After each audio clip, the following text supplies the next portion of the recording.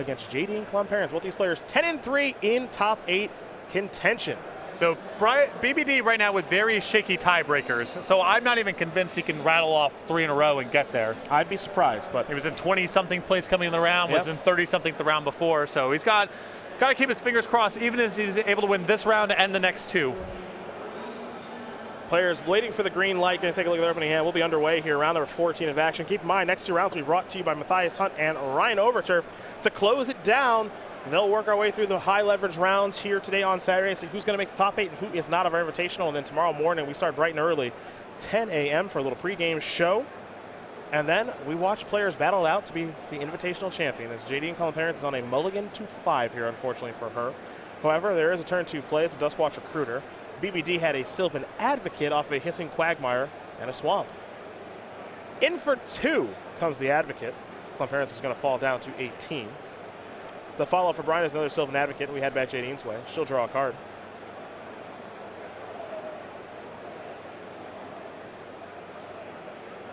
There's a Sylvan Advocate for her, and she'll pass the turn back.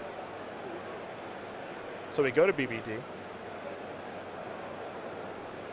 A little surprised there by playing the Sylvan Advocate. I guess it's the safer play. On a mulligan to 5, I might want to try the high-risk play of just letting my Werewolf flip. Then you have a 3-3 against 2 2-3s, and maybe you can slow it down that way. Jadine taking a safer line here, ensuring that she gets 1 block out of the trouble with the Sylvan Advocate against Sylvan Advocate, but again, I think I might have gone for a greedier play since she's already in such a hole.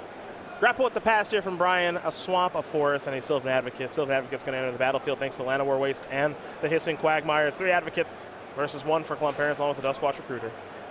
Another Advocate here for Jadine. It's an Advocate battle. Brian is the one closer to 6 lands, however. Now, if she had a second copy of Sylvan Advocate, then I like the line from the previous turn. Because now she can gang block one of them. BBD doesn't really have any attacks without having to play his removal spell first.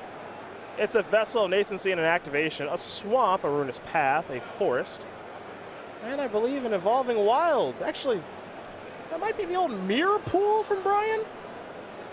Nope. Okay, just an Evolving Wilds. Yeah, just an Evolving Wilds. Just wanted to make sure.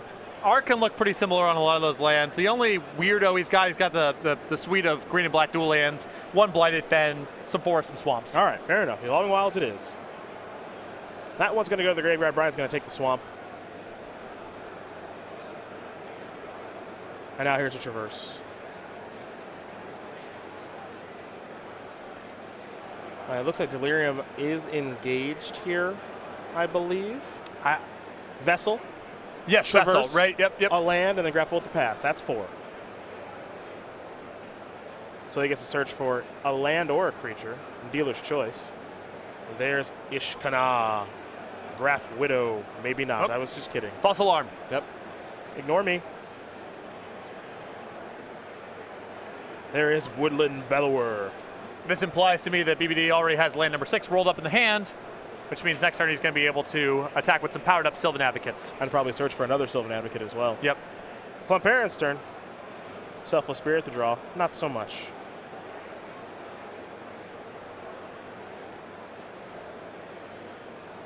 Recruiter will transform. Nice. Yeah. Creatures are cheaper now. Land 6 for Brian is a Blighted Fen.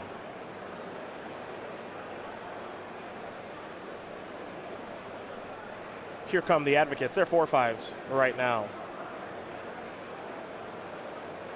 It'll be a triple block here from Klomparens to try to get rid of 1 Advocate. Organizing the blockers appropriately. I guess that's kind of a win. I mean, 1. It's the best block that Klomparens can make given the circumstances. Long term, this is not much of a reprieve. But if BBD spends his turn casting a removal spell there in lieu of casting the Woodland Bellower, it kind of washes out the same way. We're in garbage time anyway, man. We're gonna be shoveling up in 2 seconds. Yeah. This one's just about over, you think, huh? 1 Mississippi, 2. All right. Cool. Game 2. Brian Braun-Duin is going to win game 1 here over Jadine Klomparens. Black-Green Delirium up a game very quickly over Bank Company. Both players going to go to the sideboards. We are going to do the same. We will start with Jadine, who's got a Tameo Field Researcher, 2 Ochidice Command, 1 Thalia Heretic, Cathar, 2 Negate, 2 Elder Deep Fiend, 4 Noose Constrictors, a Linvala the Preserver, and 2 copies of Tragic Arrogance. Interested to see how much of the mid-range game Klomparens wants to try to play here. The easiest stuff, the safest route, is probably some mixture of Tragic Arrogance, Negates, Elder Deep Fiends, Ojutai's Command, the Tameo, just try to become a slightly bigger, slightly slower deck. You can push that too far, as we saw BBD can also get aggressive starts here, but I would imagine Klomparens kind of settles in for more of a longer, protracted game here. Other side of things here for BBD, and Orbs of Warding, a Caustic Caterpillar, a Kalitas Trader of Gat, 2 Language, 2 Infinite Obliteration, 2 Deadweight, 2 Transgress the Mind, 2 Duress, and 2 Call the Bloodline. I can get behind the Call the Bloodlines, the Transgress the Minds here, the Languishes, and the Kalitas. I think BBD can situate himself to have a better long game here. The Languishes are excellent in this matchup for doing that sort of thing. And a lot of even his smaller plays can be synergistic with Languish, like Tireless Tracker, like Sylvan Advocate over a long game. So I think BBD is probably going to just settle into being more of a control deck. And there are the options there for both players. Klomparens will be on the play. And while we wait for these two players to finish sideboarding and shuffling up, let's talk about the Season 3 schedule here on the SCG Tour, shall we? We start here in New Jersey. It's the end of Season 2, the beginning of Season 3, thanks to the Modern Open that has begun. We've got over 750 players over here playing in that. Then we'll go to Richmond after that. Sunny Orlando, man. Yep, Sunday Orlando, September 17th and 18th for some Modern, then Indianapolis at the beginning of October, which will be Standard. The regional championships will be October 15th. You can go to go.starcitygames.com/regionals for more information. We've posted all the venues, so you can get all the information there. Next week after that, we're in Milwaukee for some Modern action. Baltimore will have Legacy at the beginning of November, then a Modern Open in Columbus, Standard in Knoxville, and then beginning of December, the Season 3 Invitational in Atlanta, Georgia, December 2nd through the 4th, Standard and Modern as the Invitational formats. Now, with all of our events during Season 3 of the SCG Tour, if you play in a particular format, you get a particular playmat. So if you play, in a Standard Open or Classic, how about a little Dark Salvation for you? Liliana and her zombies getting to work. If you do play in a little bit of Modern action, it's Steel Overseer, something that has helped Eric Hawkins quite a bit this weekend. And if you do play in Legacy, well, you get to bore your opponent to death with a beautiful Sensei's Divining Top. Free and exclusive playmats for their formats with entry into any Season 3 Open or Classic. Both you and your opponent can put your Sensei's Divining Top playmat on the table, put your head down, and go to sleep. Absolutely. Probably pretty comfy, too, those playmats are. As we get ready here for game number 2 between BBD and Jadine Klomparens, we'll take a moment to learn a little bit more about Brian Braun-Duin, a player that we have seen have so much success on the SCG Tour and now making his way through the professional circuit. He'll be at the World Championships in 2 weeks at PAX West in Seattle. 30 years old is the player from Roanoke, Virginia, with 14 Open top 8s, 1 win, 4 Invitational top 8s, no wins there just yet. He was studying computer science before he left to focus on Magic, and I think it's a good thing he did because he is one of the very best in the world. Yes, and another player that we've gotten to watch evolve over the years, to go from good to great. It's been enjoyable to watch the process here. And Brian rewarded for all of his hard work. Believe he won via the GP Master invite, which is not just spiking one random tournament, but results accrued over the course of an entire year. So quite the accomplishment there. A lot of extremely good players were gunning for that slot, including Reed Duke, and BBD was able to get it done. It was impressive stuff. It's a labor of love. Yes. A year of work, but he's going to the World Championships, and it'll be fun to watch, see how he does in that tournament, most competitive tournament in the world for Magic. See how he's able to perform. Brad Nelson, Mike Sigris, and a bevy of other fantastic players. Seth Manfield trying to defend the title, potentially go back-to-back at the World Championships this year. Klomparens, I believe, will be looking at 6 cards here. She can't seem to keep 7 in the feature match area right now. And I don't love the body language. No, I don't. Down to 5 yet again. Can Knight find a hand that she likes? And things are getting tough for her now. You know, this sort of situation, Brian wants to kind of play a grindier, longer game anyway. His deck is probably sideboarded to do as much, and he's going to be able to prey on the fact that she's only got 5 cards to work with. And 5 cards makes it very hard for a deck like Jadine's to beat a Languish should that show up. Yeah. Tough to have your top 8 dreams come to a close like this, but it is all a part of playing competitive Magic. And very few people, even people who make the top 8, very rarely make it through a tournament of this length without getting unscathed in a match like this. Absolutely. And for what it's worth, she can still win. This is true. It's not over. It's just going to be real tough. Setup of the matchup here, I think, makes it very challenging. It's a lot of stuff kind of colliding and trading off. And being down 2 cards to open up the game is just a big challenge. Lumbering Falls there for Klomparens. For Braun-Duin, it's a Hissing Quagmire, a Plains, a passing of the turn. Brian with a Swamp, and now there's a Transgress the Mind. So we're going to see what Klomparens is working with right away. Spell Queller, a Plains, a Yavimaya Coast, and a Tireless Tracker. Actually a pretty good mulligan to 5. Solid mulligan to 5. I would imagine, without seeing BBD's hand, that he's going to err towards the side of taking the Tireless Tracker, since that's a card that could potentially catch Klomparens up in the card count battle. BBD can play a slower game and kind of work around the Spell Queller at his leisure. It's a Yavimaya Coast and a passing of the turn. We head back over Brian's way. Brian with a Llanowar Waste. There is a Nissa, and it's almost forced to be Spell Quellered here, and that's exactly what Klomparens will do. She'll draw a card. It's land number 4. It's an attack for 2. And BBD down to 18. We'll see if Jadine maybe picked up a copy of Collected Company as we head back over to Brian. Brian now with a copy of Ruinous Path.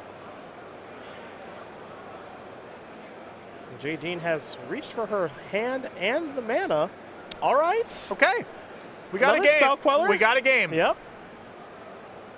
Hissing Quagmire, pass the turn back. Let's go back over to Jadine. She'll draw. I think the last card in her hand is Collected Company. Okay. And she tanked a little bit about playing the Spell Queller there in a spot that's pretty straight up. So I think she's got the goods. Brian down to 14.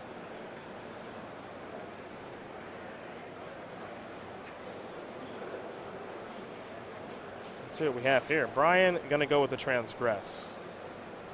Is it time to respond? Yep, it is. Sure. Collected Company. Reflector Mage, obviously. Yeah. Not good right now. Mandatory. But, yeah, but obviously. And that's number 6. What'd she find? Duskwatch Recruiter, Tireless Tracker. Okay. All right, some sources of card advantage too. Yep. Evolving Wilds is not what the doctor ordered. Heading back Klomparens' way. She's got Lumbering 3, 6, 7, 8, 9. She can attack for 12. There's a land. Get a clue.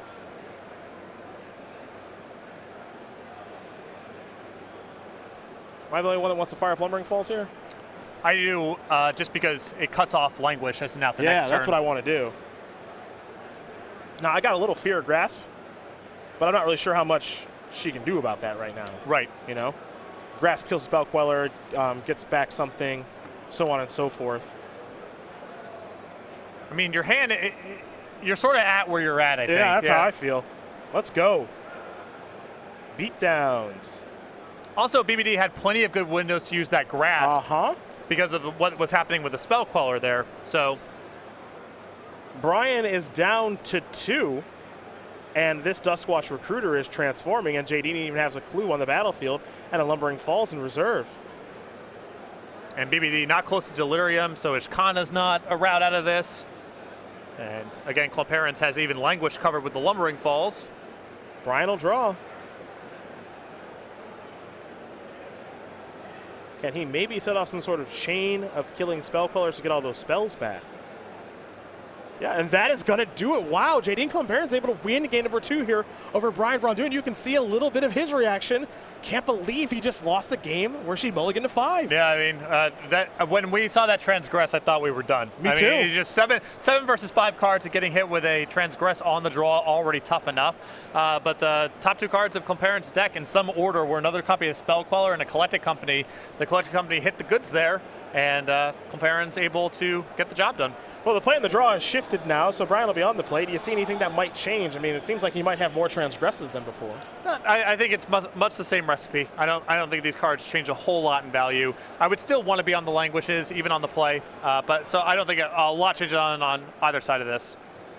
Well, these players will shuffle up. Get ready here for game number 3. Brian will be on the play. Now, he's made invitational top 8s before, so he's pretty used to what the prizes are at a tournament like this. You take a look at first place, it's $10,000, 50 SCG points, and an invite to one of our next invitationals. The next one, of course, being in Atlanta for our Atlanta Invitational to close out season number 3.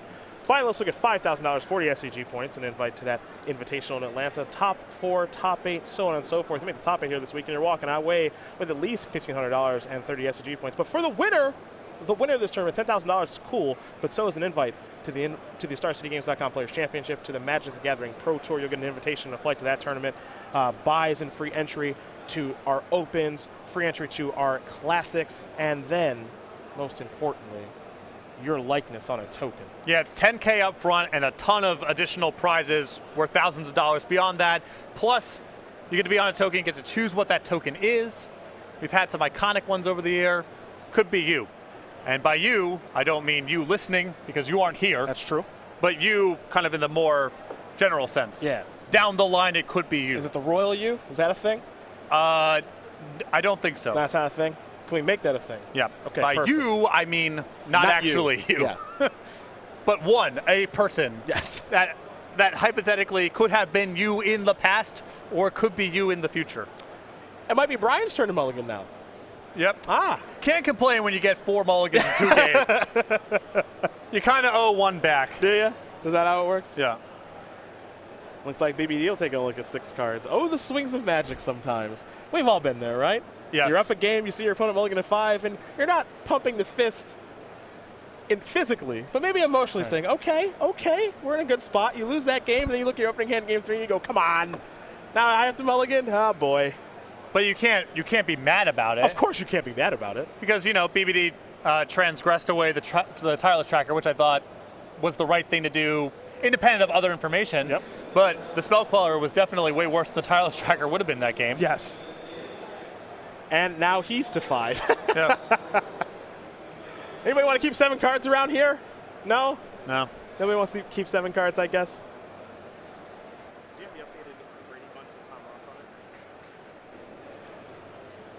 No one wants to keep 7. Well, very quickly, while Brian does take another mulligan, he'll look at 5 cards in just a moment. Let's talk about who's qualified for the Players' Championship, a place that Brian Braun-Duin has been before. In Season 1, Max McVitie was our Columbus Invitational champion. He's your clue token right now, so congratulations to him. You saw Jeff Hoagland, Jerry Thompson, Andrew Tenjum win in that Season 1 points race. Top 3 players from our season points races qualified for the Players' Championship. And now Tom Ross, well, he's our first person who is locked for Season 2. So congratulations to the boss, Tom Ross. We will see him at the Players' Championship. And of course, defending champion DJ JD, it's Jim Davis, number 84. He'll be back to defend the crown December 17th and the 18th. Star City Game Center in Roanoke, Virginia for the StarCityGames.com Players' Championship. 16 competitors, $50,000. And maybe Brian will be headed that way, but he's got to start by keeping a 5-card hand and overcome Jadine's 7. Creature lands to start here for Brian and Jadine. Brian will pass after playing Atlanta War Waste. Klomparens with a Prairie Stream. She'll just pass the turn back. Slow start here for each player.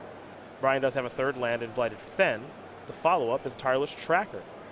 As mentioned before, great card for trying to get out of a mulligan to 5.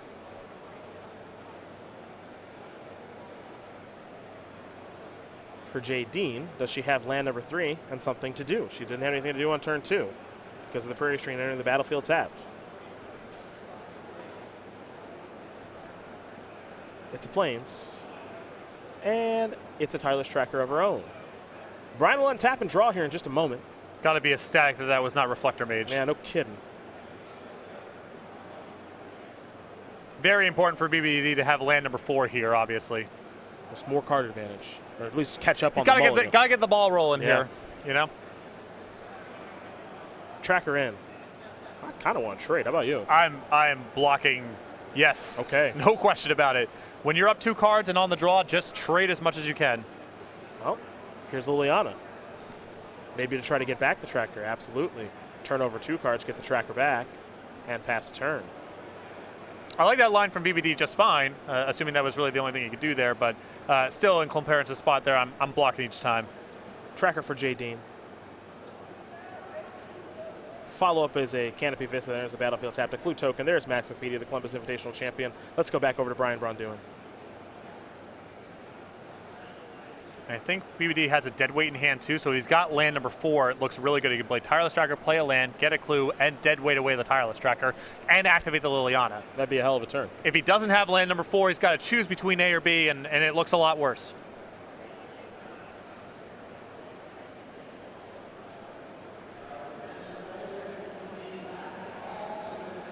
Well, Brian is in the tank, as they say. Not quite sure what he wants to do just yet. He will start with the dead weight. Tracker down. Liliana up. Pass the turn back. No fourth land for Brian. So over to Jadine. Klomparens will go. She'll draw. She has a Yavimaya Coast in hand. Also a Prairie Stream. Doesn't have two basics yet.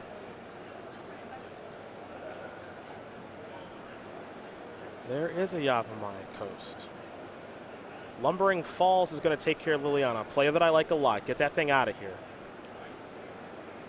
Yeah, anything that can generate card advantage, I think Klomparens is well served just taking care of that with the state of affairs there on BBD's mulligan to 5. It's a tracker there for Brian. Trying to get this part of the game reestablished.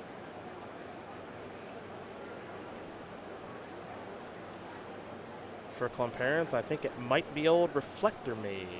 Reflector Mage. Oh, that would be a tracker. Could still be Reflector Mage. A Reflector Mage. There you go.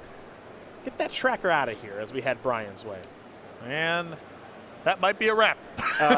It's getting That's a great turn there from Klomparens. Yeah, it's getting real tough now. Tracker came down, brought a clue along with it. Reflector Mage is going to make it so that Brian can't replay his tracker. Now Grasp of Darkness will take care of Jadine's tracker, which is nice, but Jadine has 2 clues in the battlefield, which means more cards on the way. Right, she's ahead on life, ahead on the battlefield, ahead on cards. She'll crack a clue right now and draw a card.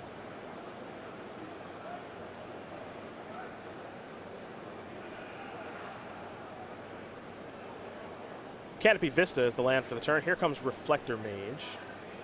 Brian down to 16, and let's go over to Jadine Klomparens. This would be a good spot for Spell Queller.